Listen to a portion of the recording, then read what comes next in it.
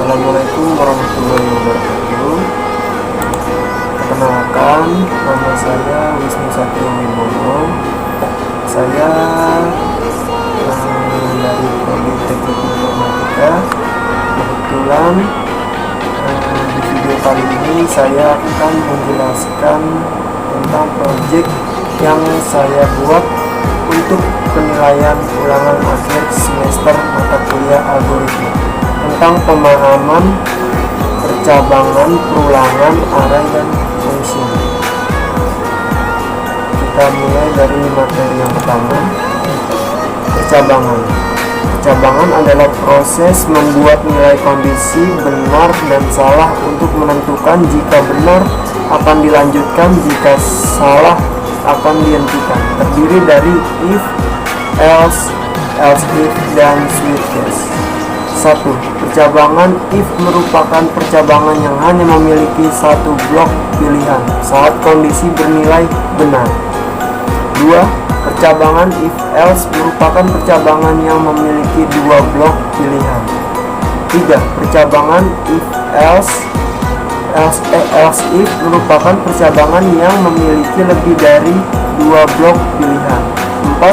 Percabangan switch case adalah bentuk lain dari percabangan if else, yang dimana kita bisa memilih blok case yang ingin kita eksekusi. Oke, langsung saja kita ke contoh program. Baik, di sini saya sudah membuat contoh program sederhana dari percabangan switch case. Jadi di out ini kita akan memilih kondisi 1 atau 2. Apabila kita memilih 1, maka nilai ini yang akan ditampilkan nantinya. Dan apabila kita memilih 2, maka pernyataan dari case 2 ini yang akan ditampilkan. Kita coba jalankan programnya. Compare and run. Oke, di sini silakan pilih 1 atau 2. Soalnya kita pilih 1. Pernyataan yang akan ditampilkan adalah Anda berada di menu pembelian. Baik, kita coba yang pernyataan kedua. Kita coba eksekusi lagi, compare and run. Kita masukkan pilihan 2. Maka pernyataan yang akan dimunculkan adalah Anda berada di menu penjualan. Oke, dari materi pendalaman mungkin segitu saja, karena ini program sederhana saja yang saya buat sebagai contoh untuk agar mudah dipahami saja. Kita lanjut ke materi perulangan. Perulangan atau looping adalah proses cetak data suatu blok pernyataan yang akan di looping hingga permintaan dari proses perulangan itu terpenuhi. Ada 3 bentuk dari proses perulangan. Yang pertama, perulangan while. Yang kedua, perulangan while. Yang ketiga, perulangan for. Baik, langsung saja kita coba ke script programnya. Ulangan. Baik, di sini kita sudah coba buat programnya tadi. Di sini adalah program menghitung faktorial. Jadi nilai yang akan muncul itu nanti akan dikali sebanyak batas yang kita tentukan. Jadi kita coba running aja ya. Execute, compare and run. Nah, misalnya ini input angka kita masukkan 2. Maka di sini akan menampilkan nilai 1 dikali 2 karena input angkanya kita masukkan 2 dan hasilnya akan muncul di sini adalah 2.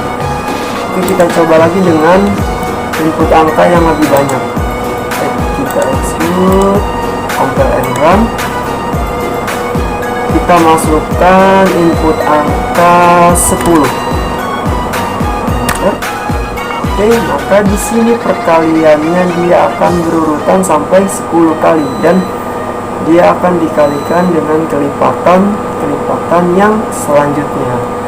Nanti 1 kali 2, 2 dikali 3, 3 dikali 4, 4 dikali 5, dan seterusnya. Maka hasil yang ditampilkan adalah di samping ini. Nah, di materi perulangan mungkin sedikit aja yang bisa saya sampaikan. Kita lanjut ke materi array. Kita lanjut ke materi array.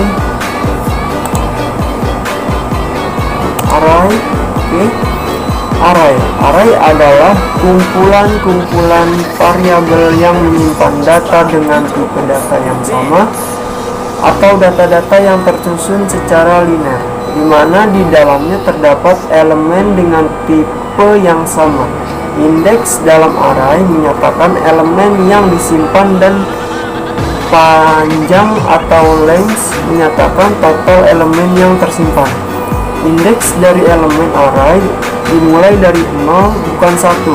Dalam array untuk membedakan satu variabel dengan variabel lain berdasarkan subscript bilangan dalam kurung siku. Contohnya seperti ini, disebut subscript. Dengan subscript masing-masing elemen dapat diakses. Ada 3 jenis array, yaitu 1 dimensi, 2 dimensi, 3 dimensi. Seharusnya ada lagi multidimensi.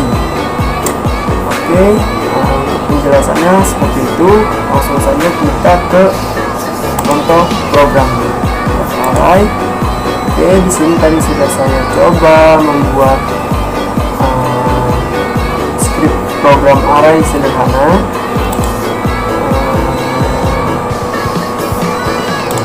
Oke, di sini untuk arraynya saya menggunakan array 1 dimensi, dan di sini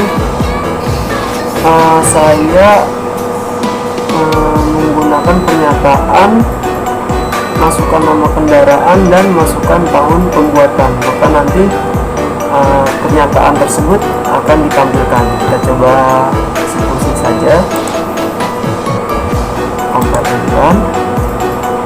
Oke. Di sini kan tadi ada masukkan batas. Kita akan menginput berapa batas pernyataan yang akan kita masukkan dan akan kita cetak. Contohnya kita akan memasukkan 3 input. Masukkan nama kendaraan, contohnya Avanza. Setelah itu masukkan tahun pembuatan. Tahun pembuatan misalnya 2013. Nah, setelah itu kita masukkan nama kendaraan selanjutnya. Dia akan berulang selama 3 kali sampai kondisi nilai tersebut terpenuhi. Setelah itu pernyataan yang sudah kita inputkan tersebut akan ditampilkan. Baik, mohon maaf tadi ada sedikit kendala di kameranya. Kita lanjutkan di materi array tadi. Di sini kita masukkan nama kendaraan untuk nomor 2, yaitu Serena. Tahun pembuatannya 2014. Lalu kita masukkan nama kendaraan ketiga, misalnya Innova. Masukkan tahun pembuatannya 2015. Oke, jadi di sini semua pernyataannya sudah tersimpan dan sudah ditampilkan. Pertama ada Avanza, tahun pembuatannya 2013. Nama kendaraan kedua adalah Xenia, dan pembuatannya 2014. Nama kendaraan ketiga adalah Innova, tahun kendaraannya 2015. Baik, Itu materi dari tentang array. Kita lanjutkan di materi tentang function. Jadi function adalah suatu dari bagian program yang dipergunakan untuk mengerjakan suatu tugas tertentu yang menghasilkan suatu nilai untuk dikembalikan ke program pemanggil, dan letaknya dipisahkan dari bagian program yang menggunakannya. Oke, kita lanjut ke contoh programnya saja. Masuk ke function.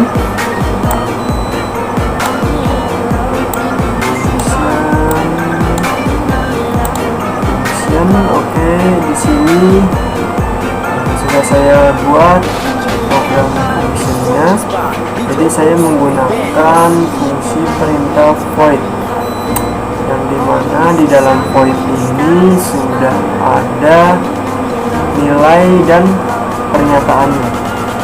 Jadi dari function void ini kita akan memilih kondisi salah satu dari fungsi ini.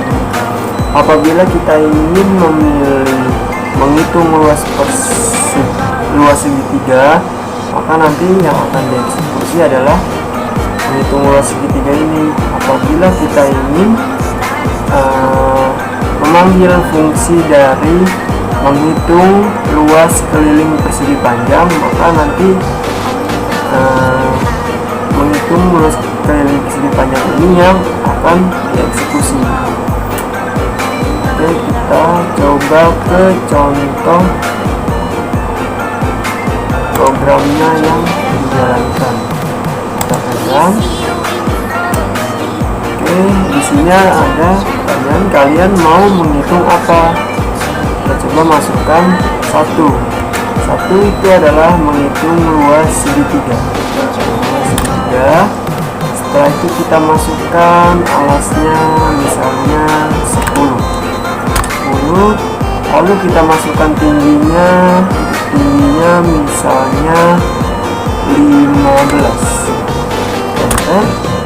Maka luas segitiganya adalah 75.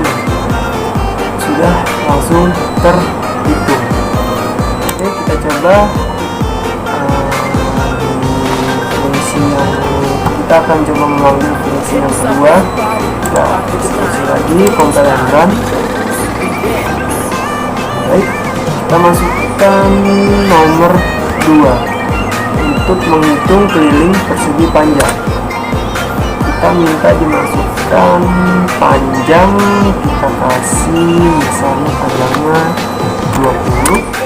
Lalu kita masukkan lebarnya, untuk lebarnya kita masukkan 10 meter. Maka keliling persegi panjangnya adalah 580. Oke, baik, mungkin segitu saja materi pembahasan tentang percabangan, perulangan, function, dan array. Apabila ada salah kata yang kurang baik, mohon dimaafkan. Sekian dari saya. Wassalamualaikum warahmatullahi wabarakatuh.